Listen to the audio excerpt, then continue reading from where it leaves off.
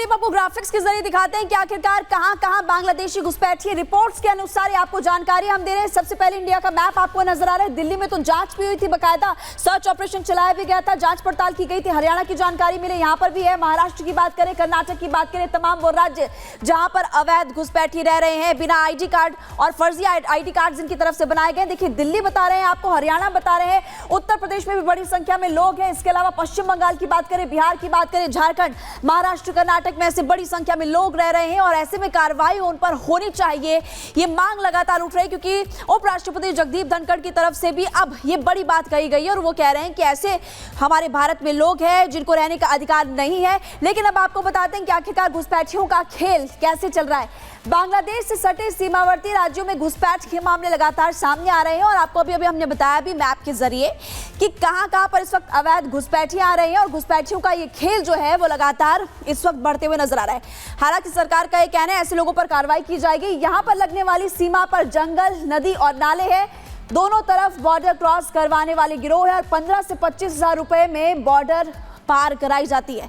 आप देखिए 15 से 25 हजार रुपए लिए जाते हैं और बॉर्डर पार कराया जाता है। इन्हें पार करना देखिए बस से, ट्रेन से, अन्य और प्लानिंग यहाँ पर की जाती है। पहले से रह रहे घुसपैठी अन्य की भी मदद करते हैं और नौकरी, काम धंधे के लिए फर्जी कागजात भी बनाए जाते हैं, फर्जी आई कार्ड्स बनाए जाते हैं।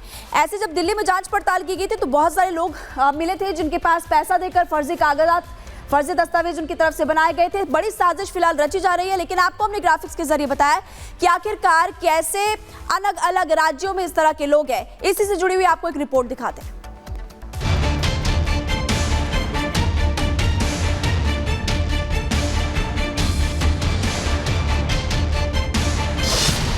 अवैध घुसपैठियों पर उपराष्ट्रपति सख्त। घुसपैठियों का सामान जल्द होगा पैक। उपराष्ट्रपति जगदीप धनखड़ शनिवार को एक दिवसीय दौरे पर महाराष्ट्र के छत्रपति संभाजीनगर पहुंचे। दौरे के दौरान धनखड़ डॉक्टर साहब आंबेडकर मराठवाड़ा विश्वविद्यालय पहुंचे, जहां उन्होंने 65वें दीक्षांत समारोह में बतौर मुख्य अतिथि शिरकत की। समारोह को संबोधित करते हुए धनखड़ ने कहा, हर व्यक्ति का अधिकार है कि वो जिस धर्म का चाहे पालन करे, अपनी इच्छा से कोई भी धर्म अपनाए, लेकिन जब लालच देकर धर्मांतरण होता है तो एक गंभीर चिंता का विषय है। वो लोग कौन है? हमारे उन लोगों को भ्रमित कर, लालच दिखाकर, लोभ देकर उनको ठक्कर मार ले गए। कुछ देशों ने पाया गलत है, वापस भेज दिया। परंपरा दशकों से चल रही है। आगे उन्होंने कहा, भारत अवैध अप्रवासियों को अब कतई बर्दाश्त नहीं कर सकता और उन लोगों को देश में रहने का अधिकार नहीं है।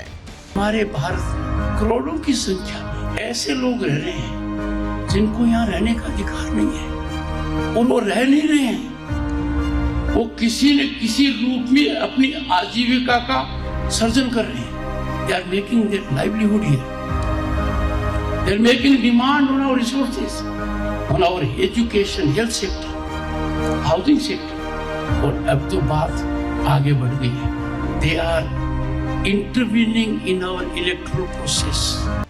ये कोई पहला मौका नहीं था जब जगदीप धनखड़ ने इन मसलों पर अपनी प्रतिक्रिया दी हो।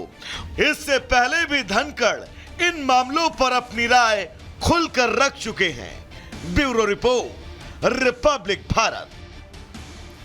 तो अवैध घुसपैठिए चिंता का विषय बने हुए हैं और यही वजह है कि चाहे जगदीप धनखड़ हो या बाकी अन्य लोग, सभी इस मुद्दे को लेकर चिंता जाहिर कर चुके हैं। दरअसल राष्ट्रीय सुरक्षा के लिए खतरा है घुसपैठिए और यही वजह है कि इसको लेकर के यहाँ पर बड़े बड़े जो ऐलान है वो किए जा रहे हैं, चिंता जाहिर की जा रही है। लेकिन सवाल यहाँ पर यह है कि आखिर कब एक्शन लिया जाएगा, आखिर कब घुसपैठियों के खिलाफ यहाँ पर एक्शन लिया जाएगा।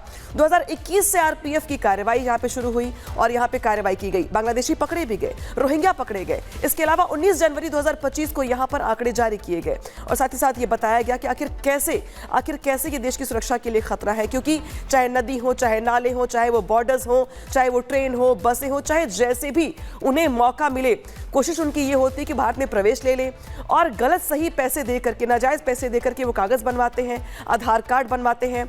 और अब तक अगर बात की जाए जो जिस तरीके से रेलवे का एक्शन लिया गया इस पूरे मामले को लेकर के, 586 बांग्लादेशी पकड़े गए हैं, 318 यहाँ पे जो रोहिंग्या है वो पकड़े जा चुके हैं। यानी कि ट्रेन हो चाहे दिल्ली पुलिस के अलग अलग तरीके हो, यहाँ पर एक्शन लेने के प्रयास उनकी ओर से ये किया गया है कि दरअसल जो अलग अलग कॉलोनियों में बसे हुए लोग हैं, अवैध घुसपैठिए, उनको न सिर्फ पकड़ा जाए बल्कि पकड़ने के साथ ही उन्हें यहां से डिपोर्ट भी किया जाए। दिल्ली चुनाव के पहले इसको ज्यादा धार दी गई थी, ज्यादा इसे अभियान के तौर पे चलाया गया था। हालांकि चुनाव के बाद जो उपराष्ट्रपति हैं जगदीप धनखड़, वो यहां पर जो है चिंता जाहिर कर रहे हैं और कह रहे हैं कि दरअसल जो चुनावी प्रक्रिया है वो भी इससे चलते जो प्रभावित होती है। हालांकि अब खबरों में आगे बढ़ेंगे और बात करेंगे जहां पर पीएम मोदी आज बागेश्वर धाम पहुंचने वाले हैं, जहां पर पीएम मोदी की ओर से बागेश्वर धाम को कई बड़ी सौगात दी जाएगी।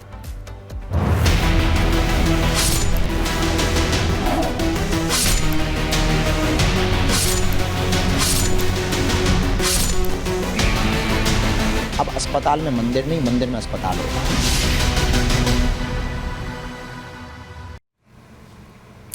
प्रधानमंत्री नरेंद्र मोदी कुछ ही देर बाद बागेश्वर धाम पहुंचने वाले हैं। छतरपुर में पीएम मोदी कैंसर हॉस्पिटल का शिलान्यास करेंगे। पीएम मोदी के दौरे को लेकर पूरी तैयारी कर ली गई है, सुरक्षा व्यवस्था सख्त है। बागेश्वर धाम के मुताबिक पीएम मोदी आज जिस हॉस्पिटल का उद्घाटन करने वाले, शिलान्यास करने वाले हैं, वो अगले 2 से 3 साल में बनकर तैयार हो जाएगा। गरीब लोगों की मदद की जाएगी। न सिर्फ बागेश्वर बल्कि अलग अलग जगहों के लोग यहाँ पर आ सकते हैं, उनका इलाज फ्री में होगा, उनके लिए रहने की व्यवस्था होगी। और इस वक्त कुछ तस्वीरें हम आपको दिखा रहे हैं क्योंकि आज यहाँ पर प्रधानमंत्री मोदी पहुंचने वाले हैं। देखिए क्या तैयारियां यहाँ पर की गई है। पीएम मोदी के पोस्टर्स लगाए गए हैं, सुरक्षा के लिहाज से कड़े इंतजाम किए गए हैं। इसी से जुड़ी हुई आपको एक रिपोर्ट दिखाते हैं।